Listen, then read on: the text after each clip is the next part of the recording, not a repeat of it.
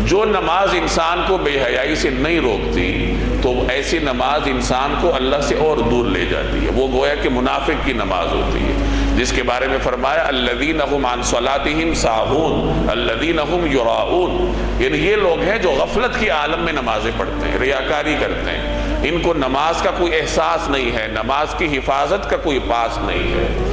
نماز وہ ہوتی ہے جو انسان اس طریقے سے پڑھے جس طریقے سے رسول اللہ صلی اللہ علیہ وسلم نے پڑھ کر دکھائی، اور آپ نے فرمایا صلوا کما رأیتمونی اصلی، نماز پڑھو اس طریقے سے جیسے میں تمہیں پڑھ کر دکھا رہا ہوں، خشوع اور خضوع کے ساتھ پڑھنی چاہیے۔ سورہ مومنون کے آغاز میں جہاں کامیاب مومنین کی علامات کا بیان ہے، وہاں سب سے پہلی علامت یہ ہے کہ جو خشوع اور خضوع کے ساتھ نماز پڑھتے ہیں، بر وقت آتے ہیں، اگر مرد ہیں تو بر وقت مسجد میں آ کر باجماعت نماز میں شریک ہوتے ہیں، اور جب نماز پڑھتے ہیں تو ان کی توجہ اللہ کی طرف ہوتی ہے، جب اللہ اکبر کہتے ہیں تو ان کے دل میں اللہ کی بڑائی کا واقعتاً احساس ہوتا ہے، ایسا نہیں کہ بس زبان سے اللہ اکبر کہہ لیں، بلکہ جب اللہ اکبر کہیں تو اللہ کی جلالت اور کبریائی کا بھرپور احساس نمازی کے دل میں ہونا چاہیے۔ جب وہ اس احساس کے ساتھ نماز میں داخل ہوگا تو اس کی نماز کی کیفیت مختلف ہوگی۔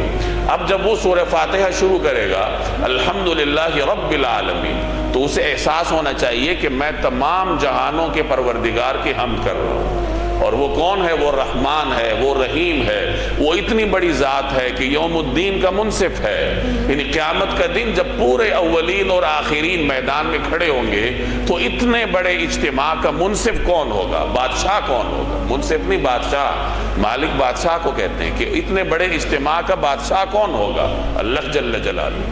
منصف اور بادشاہ میں فرق ہوتا ہے، منصف جو ہے وہ طے کردہ اصولوں کے مطابق فیصلہ کرنے کا پابند ہے، اور بادشاہ وہ اپنی مشیت کا مالک ہوتا ہے، جو وہ چاہے وہ فیصلہ کر سکتا ہے۔ تو اللہ جل جلالہ بادشاہ ہے، اس کے فیصلوں کو کوئی چیلنج نہیں کر سکتا۔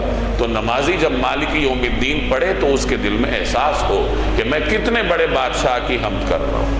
آگے پھر وہ دعا کرتا ہے ایاک نعبد و ایاک نستعین۔ تو اسی طریقے سے جب وہ کوئی آیت پڑھے اس کا مفہوم اس کے دل میں ہو، احساسات اس پر طاری ہوں، اور پھر جب وہ رکوع میں جائے تسبیح پڑھے تو اسے احساس ہو کہ میں کس کے آگے جھک رہا ہوں، سجدے میں جائے تو اسے پتہ ہو کہ میں کس کے آگے ماتھا ٹیک رہا ہوں۔ تو اس طریقے سے جب انسان نماز پڑھتا ہے تو پھر یہ نماز اس کے کردار پر اثر انداز ہوتی ہے، کیونکہ ایسی نماز انسان کو روحانی ترقی دیتی ہے، اور جب آدمی روحانی ترقی کے راستے پر چل پڑتا ہے تو پھر خود بخود گناہ اس سے چھوٹتے جاتے ہیں۔ تو بہرحال جو آدمی اس طریقے سے نماز پڑھتا ہے تو اس کی نماز اسے گناہوں سے روکتی ہے۔ اور اگر ایک آدمی بس جان چھڑاتا ہے، جلدی جلدی 2-4 رکعت پڑھ کر بھاگنے والا کام کرتا ہے، تو پھر وہی حال ہوتا ہے جو میرا اور آپ کا ہے، کہ نماز بھی پڑھتے ہیں اور ہر قسم کی گناہوں میں بھی مبتلا ہوتے ہیں۔ بس نماز پڑھ کے جا کے جلدی جلدی دکان پر بیٹھ گئے اور جو جہان کا جھوٹ ہے وہ نمازی نے بولنا شروع کر دی۔ کیونکہ نماز نہیں ہے۔ تو اگر یہ ایک کسوٹی بھی ہے، اگر ہماری نماز ہمیں گناہوں سے نہیں روک رہی تو ہمیں سوچنا چاہیے کہ ہماری نماز کس عالم کی ہے۔